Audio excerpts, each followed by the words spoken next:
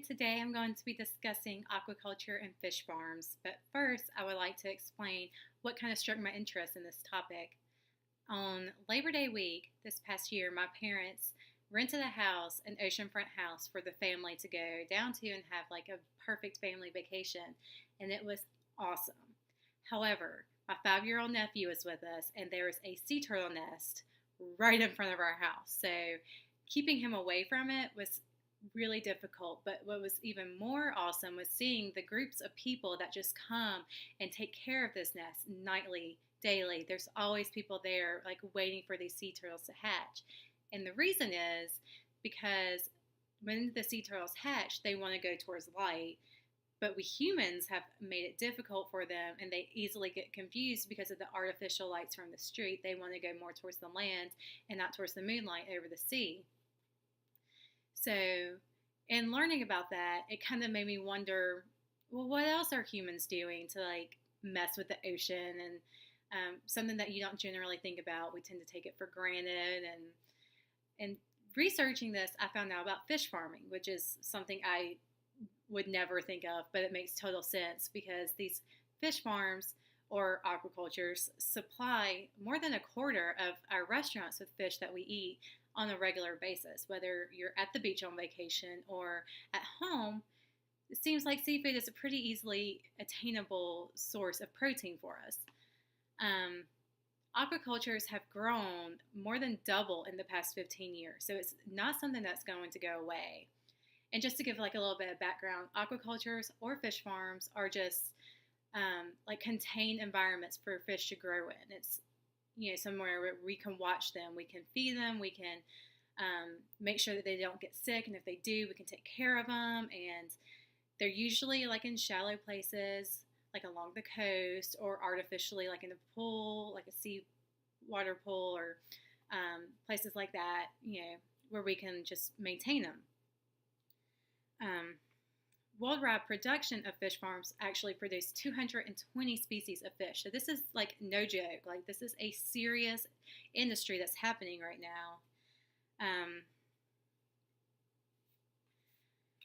In this article that I found called Effects of Aquaculture on World Fish Supplies, Rosamund Naylor and a bunch of other professionals actually researched this topic and listed off a bunch of pros and cons that go along with fish farms. Some of the cons can include habitat modification, which is where we're going in and we're stealing like these like areas of the ocean, and we're roping them off and not letting it be like a natural habitat anymore.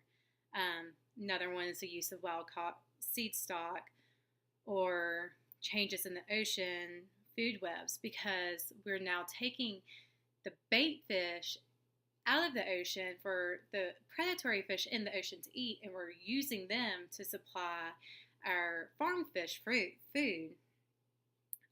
We have an introduction of non-native fish and pathogens being thrown in these farms together, and nutrient pollution from aquaculture waste are easily finding their way back down into the ocean, which is not a good thing.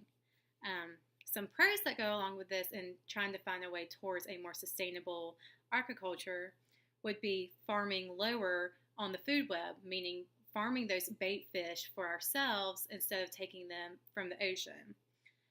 We need to reduce fish meal and fish oil in fish feed.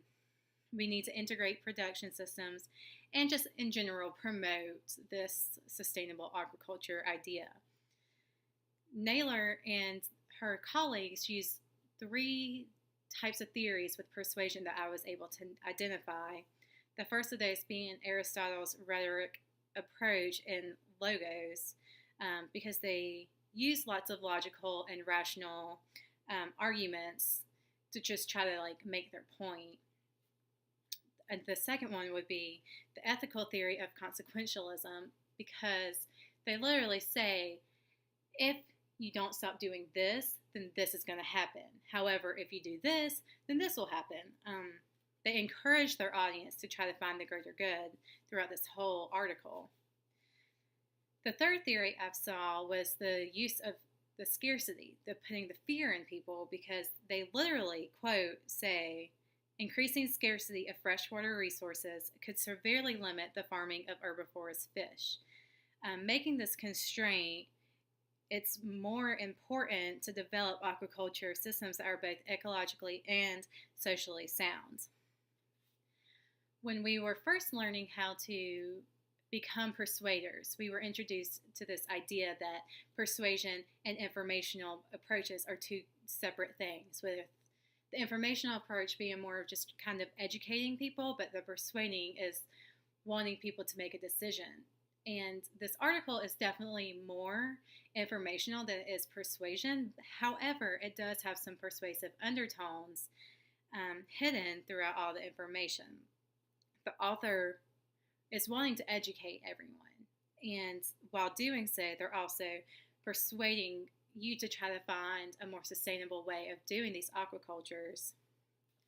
So, in summary, there are 4 goals for the aquaculture system that came out of this article. The first would be to encourage the farming of the lower species on the food web. The second would be to improve feed management and the efficiency in the industrial aquaculture systems. Thirdly, develop more integrated fish farming systems. And fourth, to just generally promote environmentally sound aquaculture practices and resource management. And in doing all of these, we will be able to find a more sustainable way of making these aquacultures and fish farming things that won't affect our ocean in a negative way.